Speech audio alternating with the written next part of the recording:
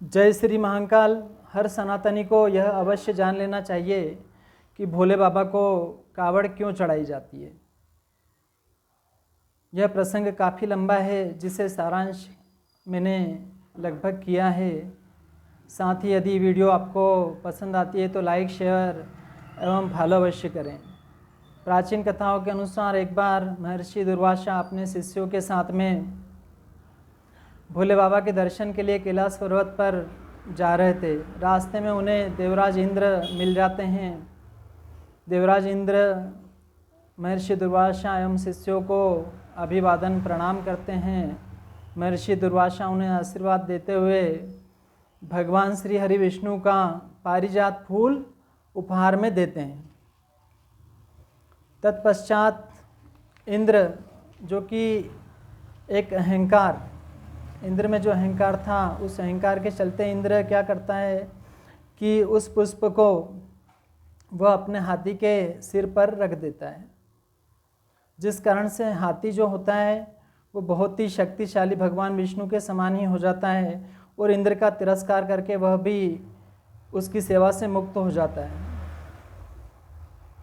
उसके बाद इधर महर्षि दुर्वासा उस पुष्प का तिरस्कार देखते हुए इंद्र को श्रीहीन से अर्थ है मतलब सभी प्रकार की सुख संपत्ति वैभव से हीन हो जाना, ऐसा श्राप दे देते हैं, जिस कारण से सभी स्वर्गलोक पूरी तरह से श्रीहीन हो जाता है। माता लक्ष्मी भी रुष्ट होकर स्वर्ग का परित्याग कर देती है। तत्पश्चात उस मौके का फायदा उठाकर दैत्य राक्षस स्वर्ग पे चढ़ाई कर देते हैं और स्वर्ग पर अपना एकाधिकार कर लेते हैं। हम देवताओं को प्रताड़ित करते हैं। देवता भागकर घबराकर ब्रह्मा जी के पास में जाते हैं। ब्रह्मा जी तो जानते हैं इस चीज़ को। वह इंद्र से कहते हैं कि तुमने फूल का तिरस्कार किया है, इस कारण से यह सारी समस्याएं आई है। माता लक्ष्मी भी रुष्ट होकर चली गई है। इसके लिए आप भगवान श्री हरि विष्णु की शरण में जाओ, उन्हें मनाओ, प्रार्थना करो। भगवान श्री हरि विष्णु त्रिकालदर्शी हैं। देवगण की विनती एवं वृत्तांत को भगवान विष्णु सुनते हैं और कहते हैं कि लक्ष्मी रुष्ट होकर आपके पास अब नहीं रही, जिस कारण से आप लोग श्रीहीन हो चुके हो और दैत्यों ने स्वर्ग पर अपना अधिकार कर लिया है। भगवान विष्णु त्रिकालदर्शी थे, उन्होंने वह सारी बात पहले से जान ली थी। भगवान विष्णु देवताओं को परामर्श देते हैं कि अब इस बुरे समय में शत्रु को भी मित्र बना लेना चाहिए, अर्थात वह दैत्यों से संधि का परामर्श उन्हें देते हैं कि इस युक्ति से काम करो। और उन्हें लालच में लेने के लिए भगवान श्री हरि विष्णु युक्ति बताते हैं कि क्षीर सागर के गर्भ में अनेक दिव्य पदार्थ हैं।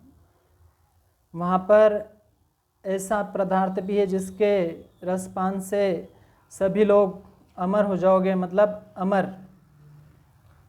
अमृत। और वह जो अमृत होता है वह भी क्षीर सागर के गर्भ में छिपा हुआ है। देवता जब पूछने लगे अमृत की प्राप्ति कैसे होगी, तब भगवान श्री हरि विष्णु कहते हैं कि समुद्र को मंथन करना होगा और यह कार्य आसान नहीं, बहुत ही कठिन है। इसके लिए तुम दैत्यों से संधि कर उन्हें अमृत की बात बताकर लालच देकर समुद्र मंथन के लिए तैयार कर लो। अमृत पान के बाद तुम सभी देवतागण अमर हो जाओगे और कोई तुम्हारा अहित नहीं कर सकेगा। देवता वैसा ही करते हैं, दैत्यों से संधि करके उन्हें अमृत का लालच देकर समुद्र मंथन के लिए तैयार हो जाते हैं। साथ ही शेषनाग की रस्सी बनाकर मंदरांचल पर्वत पर लपेटकर क्षीर सागर में उसका मंथन करने का कार्य आरंभ कर देते हैं। भगवान कच्छप अर्थात कछुए के रूप में 1,00,000 योजन चौड़ी पीठ पर मंदरांचल पर्वत पर वह घूमने लगता है। मतलब पूरा जो मंदरांचल पर्वत होता है वो भगवान कच्छप की पीठ पर घूमने लगता है। सर्वप्रथम मंथन से हलाहल विष निकलता है, जिससे देवता एवं दैत्य सभी पूरा संसार विष से भर जाता है। विष की अग्नि से त्राही त्राही कर उठता है।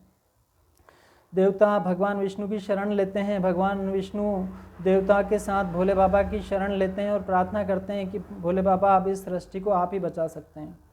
शिव जी प्रार्थना को स्वीकार कर अपनी हथेली में उस हलाहल विष को रखकर उसे कंठ में धारण कर लेते हैं। इस कारण से उनका कंठ नीला हो जाता है। यहीं से भगवान का एक नाम नीलकंठ भी पड़ता है। विष की गर्मी के कारण भगवान शिव जी भी बुरी तरह से तीनों लोक में भ्रमण करने लगते हैं, लेकिन विष की गर्मी शांत नहीं होती है।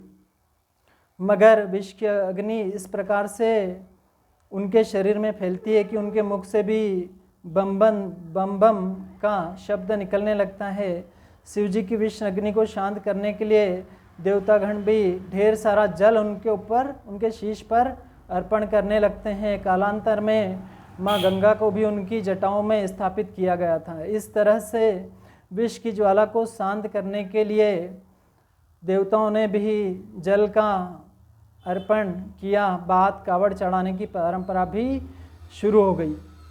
भक्त अपने क्षेत्रों में अपनी पवित्र नदियों का जल भरकर मीलों पैदल यात्रा कर श्रावण मास शिवरात्रि में भोले बाबा को जल अर्पण करते हैं। मान्यता है कि जो भी भोले बाबा के द्वार पर आता है, भगवान उसकी सभी मनोकामनाएं पूर्ण कर देते हैं।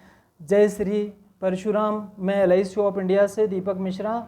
जय श्री परशुराम।